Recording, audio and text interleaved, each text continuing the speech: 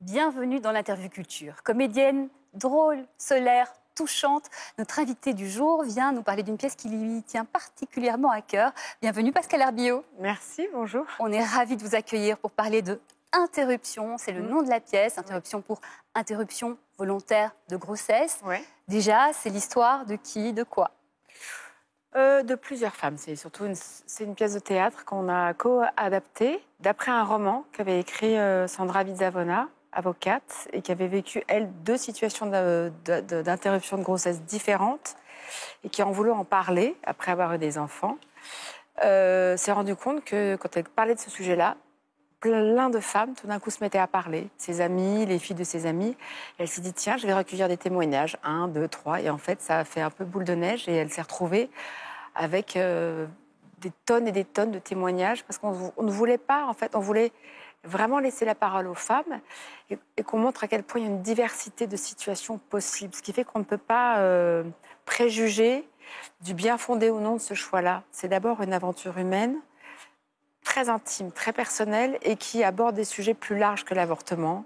Donc la sexualité, la relation intrafamiliale, est-ce qu'on en parle ou pas à ses parents? Est-ce qu'on en parle? Comment est-ce qu'on le fait, on le gère dans un couple? Donc ça parle de plein d'autres choses. Mm-hmm. Votre personnage, c'est un peu le fil rouge. Oui. Elle écrit un livre. Oui, c'est ça. Et elle va aussi témoigner des avortements qu'elle a suivis. Oui, c'est qu'en fait, en écrivant son histoire, en racontant aussi son histoire, elle fait un chemin de réconciliation avec ses propres parents.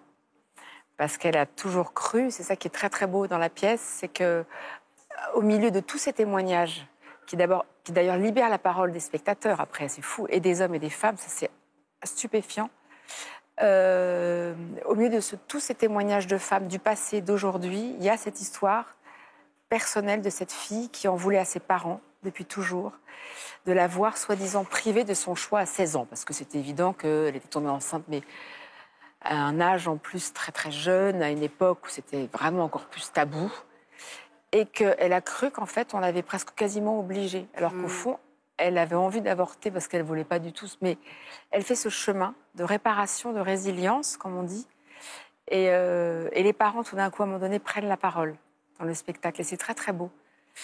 Ce sont vraiment des histoires intimes qui fait quand on sort, c'est très difficile de tout d'un coup d'avoir un jugement péremptoire sur toutes ces femmes. Et au contraire, je trouve ça, moi, bouleversant.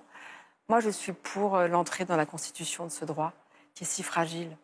Vous disiez que ça libérait la parole. Le spectacle vient de commencer. J'étais Oui. d'ailleurs à la première. Oui, oui. Qu'est-ce qui s'est passé? Qu'est-ce que vous voulez dire par là?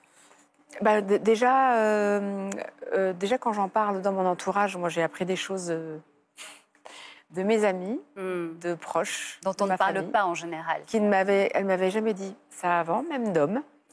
J'ai un enfant, un adolescent qui m'a demandé d'aller voir le spectacle. Et puis, je vois bien, en fait, à la sortie hier, j'ai bien vu les réactions des hommes. Ils sont bouleversés. Oui, qu'est-ce qu'ils vous disent? Ils se rendent compte qu'en fait, ils rentrent dans un monde qu'ils pensaient ne pas connaître et auquel ils se disent qu'ils peuvent participer, ils peuvent être là. Et ça leur fait du bien aussi de comprendre ce qui se passe pour les femmes. Et les femmes, elles, tout d'un coup, elles libèrent leur parole et pas seulement sur l'acte en lui-même, mais sur ce qu'elles ont vécu, par exemple, dans leur rapport au corps médical, qui peut être parfois formidable, mais parfois très, très dur. Et encore aujourd'hui, en 2023, il peut y avoir un accueil tellement froid. Il y a un tel manque de moyens, en plus, aujourd'hui, que ça devient problématique, concrètement. C'est un droit qui existe, mais dont l'efficacité n'est pas du tout réel. Et aujourd'hui, il y a un danger vraiment dans la pratique. Malgré l'évolution de la loi récente, qui a rallongé le délai, qui permet aux sages-femmes de pratiquer cet acte, mais cet acte aujourd'hui, au même titre qu'il y a un désert médical pour plein d'autres actes, mais là, pour celui-là, c'est catastrophique. Oui, dans le spectacle, il est dit que toutes les 9 minutes, une femme meurt dans le monde d'un avortement clandestin. Oui. Ça existe vraiment. Ça existe vraiment, et vous voyez bien que dans les pays occidentaux, dits démocratiques, c'est un droit qui est remis en cause de plus en plus, et à côté de nous, pas loin. Oui. Et il y a tellement de force contre ce droit, tellement de gens organisés, politiquement, religieusement, contre ce droit. Ça veut bien dire qu'il faut que c'est un droit fondamental parce que c'est le point d'entrée pour une domination du corps des femmes. C'est le premiers droits qu'on enlève dans les autocraties, dans les régimes politiques Vous évoquez dictatoriaux. dans le spectacle Gisèle Halimi, qui en 1971, à la sortie du procès Bobigny, elle en parle. On va regarder un très court extrait de Gisèle Halimi. Il est certain que ce jugement est à l'image même du désarroi des juges devant cette loi sur l'avortement. Ce jugement est quand même un pas irréversible. Vers un changement de la loi. Vers un changement de la loi. C'est un pas irréversible pour deux raisons. D'abord parce que, je vous le dis, il a exprimé le désarroi de tous les juges devant ce problème. C'est clair, les attendus sont contradictoires. C'est qu'il n'y avait pas, je le répète, de raison de faire des poids et des mesures. Et c'est un pas parce que le procès lui-même, quel qu'ait été le jugement, le procès lui-même a marqué un pas irréversible.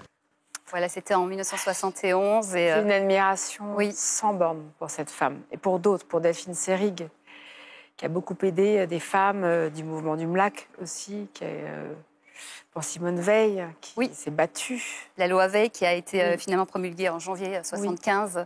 Oui, on apprend vraiment plein de choses dans ce spectacle, qui aussi alterne les témoignages, donc vos témoignages, des deux comédiennes aussi qui sont avec vous, mais aussi vous avez un procédé de mise en scène qui était très intéressant. Oui, parce que ça mélange, en fait, comme elle a fait d'ailleurs dans la vie, l'auteur, des vidéos, des audios, des archives, des prises de parole. C'est très incarné, c'est des comédiennes, c'est des vrais personnages. Et puis tout d'un coup, on a des témoignages réels qui ont existé, d'images d'archives, et puis, d'archives. Sinon, tout le reste, ce sont des comédiennes qui l'incarnent. Et on peut, avant de terminer, aussi signaler qu'on apprend beaucoup de choses, il y a beaucoup d'émotions, mais on rit aussi, étonnamment.